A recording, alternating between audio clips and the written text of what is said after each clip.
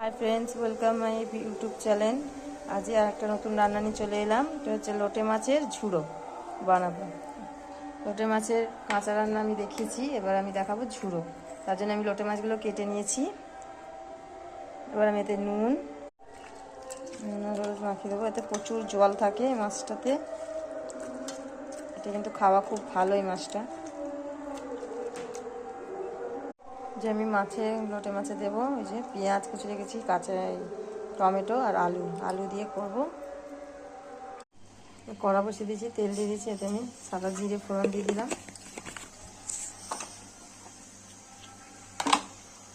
এবার এতে আমি আলুগুলো দিয়ে দেবো।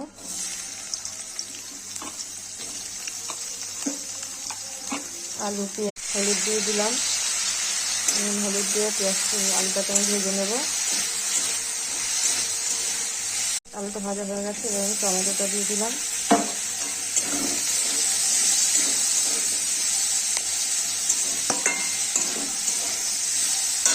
আদা রসুনের পেস্টটা দিয়ে দেবো। আদা রসুন পেঁয়াজ পেস্টটা দিয়ে দেবো। এবার জিরে গুঁড়ো দিয়ে দিয়েছি, হলুদ গুঁড়ো, হচ্ছে লঙ্কার গুঁড়ো,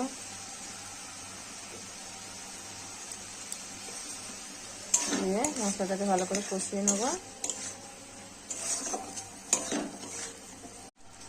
এবার মশলাটা কষানো হয়ে গেছে, এবার আমি মাছগুলো দিয়ে দেবো। কারণ এগুলো ঝুড়ো হয়ে যাবে, ভেঙে যাবে, তাই জন্য আমি গোটা গোটা দিয়েছি কাঁটাগুলো, তাহলে বের করতে সুবিধা হবে।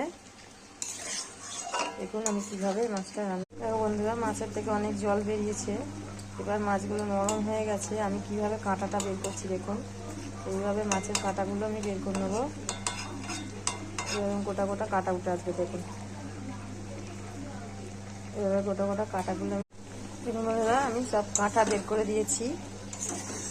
কত জল বেরিয়েছেন দেখুন মাছটা থেকে। আমি কিন্তু একটুও জল দিইনি, পুরো শুকনো হয়ে যাবে, ঝুরঝুরে হয়ে যাবে পুরো। এই দেখুন কাঁটাগুলো আমি বের করে নিয়েছি। মাছটা পুরো শুকনো হয়ে গেছে, মাছটা আমার রেডি হয়ে গেছে। আমি গরম মশলা দিয়ে দেবো প্রত্যেকে। আর আমার ধনে পাতা নেই, কারি পাতা, তার জন্য আমি দিয়ে দিলাম। কারি পাতা আমি ভেজে রেখেছিলাম তেলে।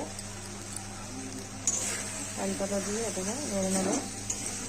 মাছটা রেডি হয়ে গেছে, মাছটা নেড়ে তুলে নেবো বাটিতে।